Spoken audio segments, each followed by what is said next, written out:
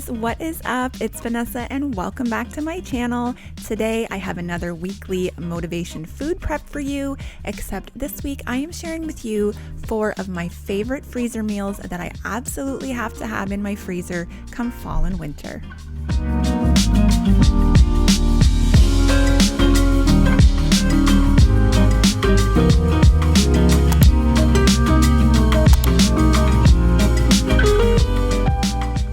Alright, so the very first one that I want to show you guys are the chicken fajita packs. Now you can cook these as a sheet pan dinner or right in a frying pan, serve them up with rice. It's totally up to you. I just like having them in the freezer. It is so easy. If I'm not home, Jamie can throw it in the oven and serve it up, no issues. So the first step is slicing up our peppers. You see here I am kind of cutting around the top edge of the pepper and giving it a gentle twist. This is going to release the pit from the middle, and then you can go ahead and peel apart all of the ridges, all of the white parts. That's the bitter part of the pepper. You don't want to eat that. Then you can slice it up, chop it up for whatever meal you have coming. The other way that I like to cut up my pepper is just to slice one edge of it without hitting the center, and then slicing all around it until I have one solid piece, and then again you can chop it up and do whatever you'd like.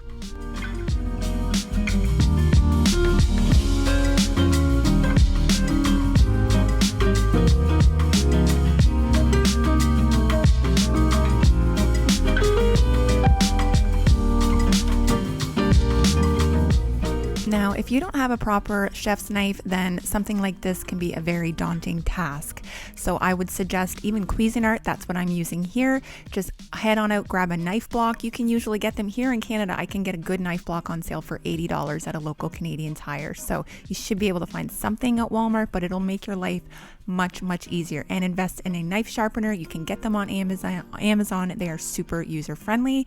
I am just chopping up my onion now, and the next thing I'm going to do is go ahead and slice up my chicken breasts. Now I am going to put 2 chicken breasts per package, and I'm going to tear the tenderloin off the bottom and slice that in half, and I'm going to slice very thin strips of chicken. I'm just going to show you guys really quickly. I'm not going to show cutting all of the chicken, but I wanted you to see how thin I'm slicing it. This will just make sure that everything cooks evenly in the oven.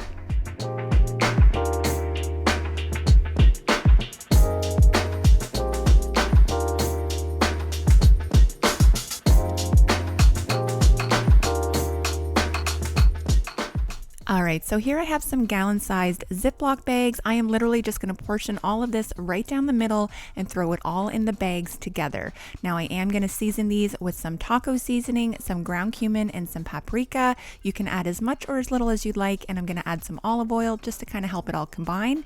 I'm going to squish it all together, seal it up, and then we're going to throw it in the freezer.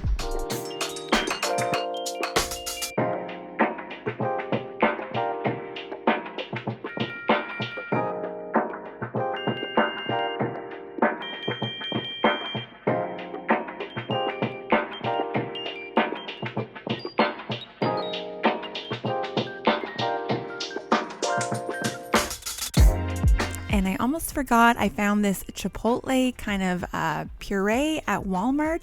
So I threw some of that in there too. I haven't tried it yet, but I will definitely let you guys know how it works out.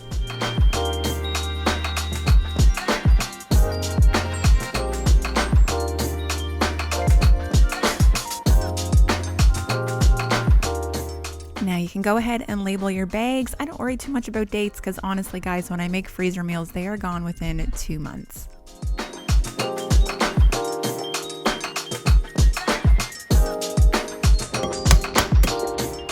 All right, so the very first 2 freezer meals that I'm showing you don't involve any cooking. Ideally, that would be every freezer meal to me. So here we go. I am showing you guys my meatloaf. Now, I don't have exact measurements, but I kind of decided that I would tell you for every pound of ground beef, I probably add about half to a teaspoon of seasonings, if that makes any sense. So here I have 3 pounds of ground beef. I'm adding my favorite barbecue sauce. I'm adding some ketchup, a little bit less mustard than ketchup, and then we're just going in with all of the seasonings, you guys. I love to use oregano and basil, salt, pepper, I use garlic powder, garlic salt, I use a little bit of minced garlic. I don't believe I used any today though. I like to use minced onion just because my family doesn't always like the taste of whole onions in their meatloaf. And then I'm just going to add some no salt seasoning from Kirkland. You guys should definitely try that. It is so good. And then I'm just going to mash everything together. Now I did add 2 eggs and probably about half a cup of breadcrumbs because I did want to stretch this a little bit so that I could make 2 meatloaves. I am just using these aluminum pans from the Dollarama, and just like that, you guys, I have 2 dinners ready in these pans. You throw them in the oven. From frozen, usually it's safe to say it's going to take almost twice as long to cook anything from frozen. So 45 minutes to an hour to cook these thawed, anywhere from an hour and a half to 2 hours from frozen at 350.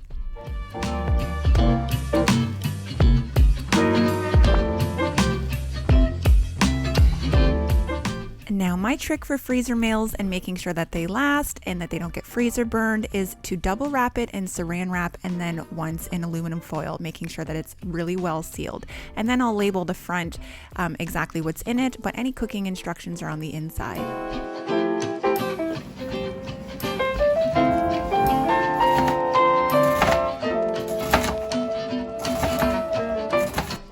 Okay, so now I am showing you guys a chicken pot pie recipe. This is from Crouton Crackerjack. I will leave the link down below. It is the best recipe I've ever tried.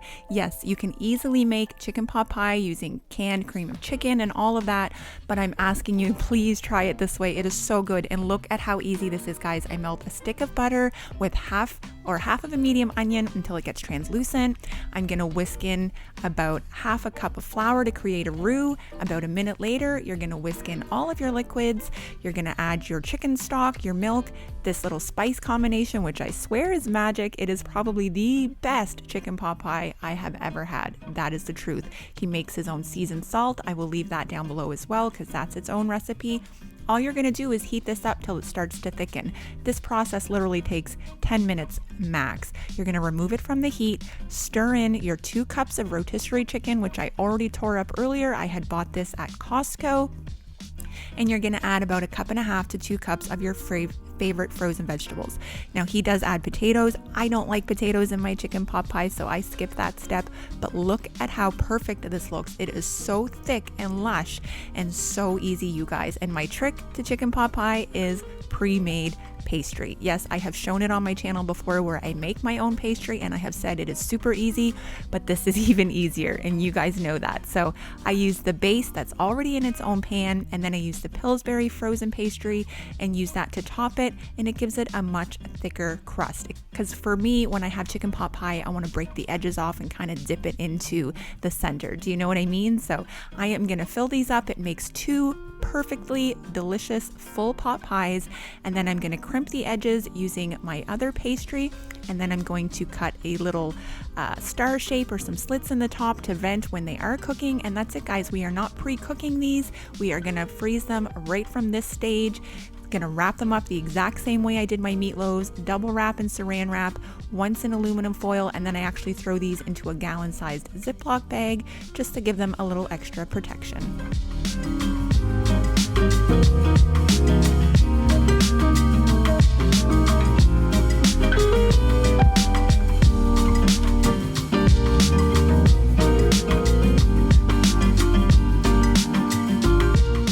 This is probably one of my second most favorite freezer meals. I'm about to show you guys my first most favorite, but this is one of those things that when we open the freezer and we see we have one, we're like, yes, so happy. Or if I'm not home, I'll say, Jamie, there's a pot pie in the freezer, and he gets so happy.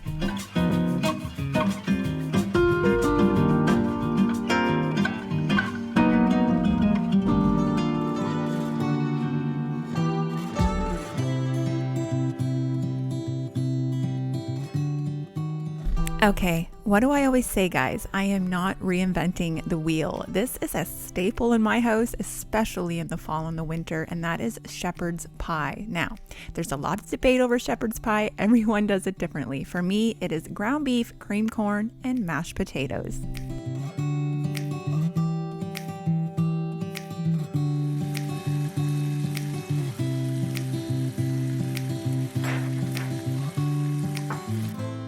All right, here I have 10 pounds peeled and cut up, and I'm going to go ahead and boil them with a good amount of salt. Don't be afraid to salt your potatoes.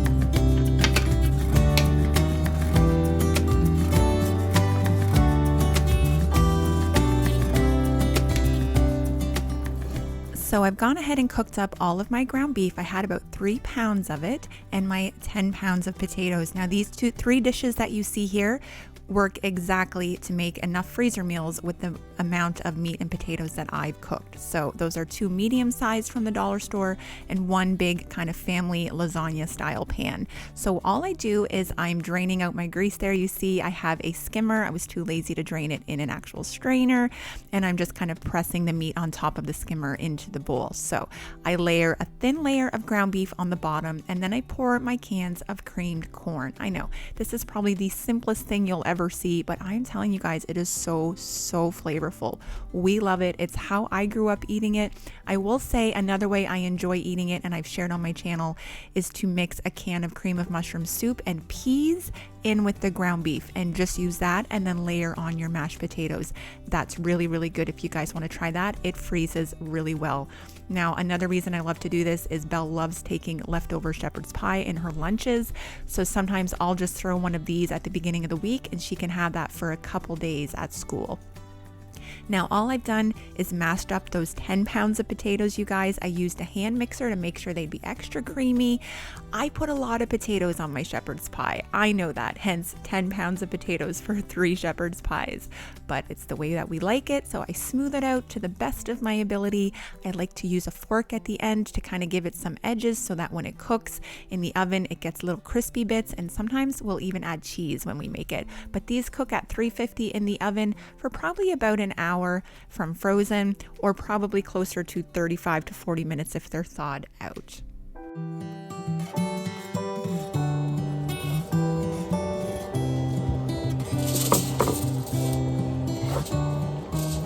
Do you see my little helper? He's never far, you guys. Again, this is my method for wrapping: double wrap in saran wrap, and again in aluminum foil. This just keeps them from getting freezer burned and staying pretty fresh.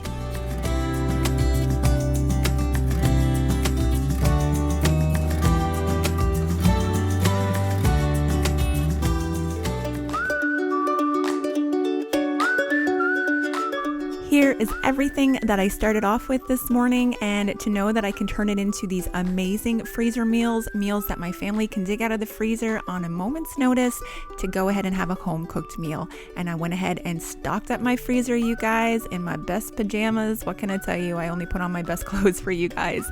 I hope you enjoyed this video. I hope it gave you some inspiration and you try some of these recipes, and I hope you have an awesome week. Take care, guys, and I'll see you in my next video.